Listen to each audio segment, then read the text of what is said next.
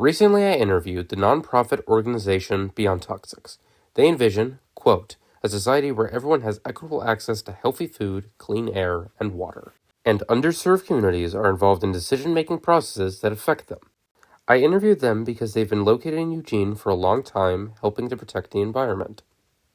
What are you interested in your career path and or what got you interested in Beyond Toxics? I actually kind of wrote a whole spiel about my journey. It's kind of small, but so I first got interested in the ocean. I am from Miami, and so my grandma would always take me there, and I was Mhm. able to see the power of the ocean and the life within it, and that got me very interested. And then in school, I was able to get a lot of kind of science-based facts and just interesting points. So that got Mhm. me interested in the scientific field. But then as I kept getting older, I learned more of the pollution that's going on in the ocean, acidification, actual waste going in there, overfishing. And then that got me kind of more in connected with the social science behind it, because you can't really understand, personally in my belief, you can't really understand that scientific side without understanding the social science behind it and the relationships between people. So that got me more into kind of like a political thing, community outreach and just connecting more with people. And that a lot of times, like, I started canvassing, and that was more like in the political kind of realm, and that just got me in contact with people and seeing how what their lived experiences is. And you have to understand the lived experiences of other people. And so then that got me to understand kind of the just interdisciplinarities between all of these things. And so that's why I enjoy being at Beyond Toxics, because we deal with the interdisciplinarity between all of that. We do the community outreach, we do policy reform, we do research. So at first I was very into like the science behind it, and then I realized we need the social science, and then I started to find organizations that kind of work in all of that, because they need to all be connected. If you're only focusing on one, then you're only getting part of the story, and it's only part of the solution. So that's kind of my story. And then yeah, so now I'm a project assistant, so I get to bounce around from all of those things, which I enjoy. I can go next. What got me interested in my career path? I worked a lot with people who were disadvantaged, and worked in many rural communities. I'm originally from India, so I worked a lot in villages back in India, working specifically on social issues, just looking at social issues in general. But then I really wanted to connect environmental issues, which was one of my older passions in school, but connecting that with the social issues of like how environmental change or environmental or climate in general affects people and gets them the social issues which they have. So connecting that and working with a lot of those communities kind of led me to the path of working with people's livelihood issues and how environment affects those livelihoods.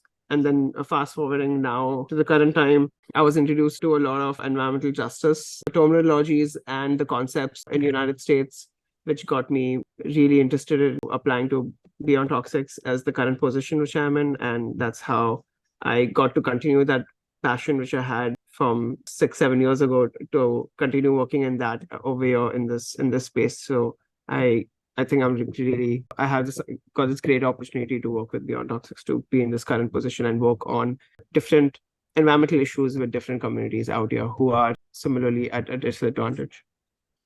This is Lisa, and I'll just say briefly that when this organization, Beyond Toxics, was founded in 2001, there was no other organization in the state of Oregon that was focused on industrial toxic pollution, other kinds of pollution like pesticides, and the way those chemicals can have a negative impact on community health and the environment.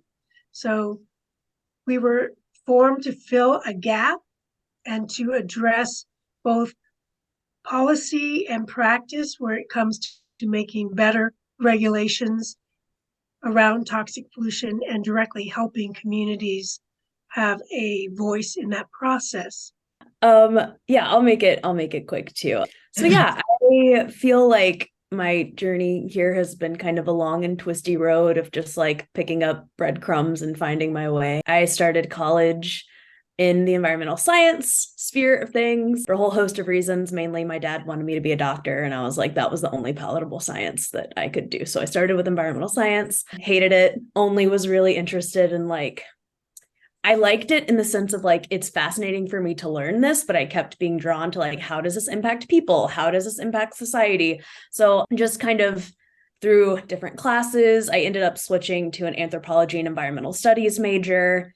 And then in trying to figure out how to apply that, I ended up volunteering at my school's law school. They had an environmental law clinic, which is how I found out about environmental law. So once I kind of made that connection, I was like, oh my gosh, this is my skill set. This is what I'm interested in. Let me just go to law school. So that's how I went to law school, became a lawyer, studied, like, my certificate is in environmental law, and that's really the only law that I really care to practice. And in law school, I've been exposed to like the concept of environmental justice and environmental injustice in college, kind of on like the grassroots activism side of things, because I went to college in New Orleans, which has an amazing activism community that really fights against the fossil fuel industry down there. So when I got to law school, I kind of learned about the legal side of environmental justice issues, and it's been around for a very long time, but in terms of like actually getting laws set up and like policies set up,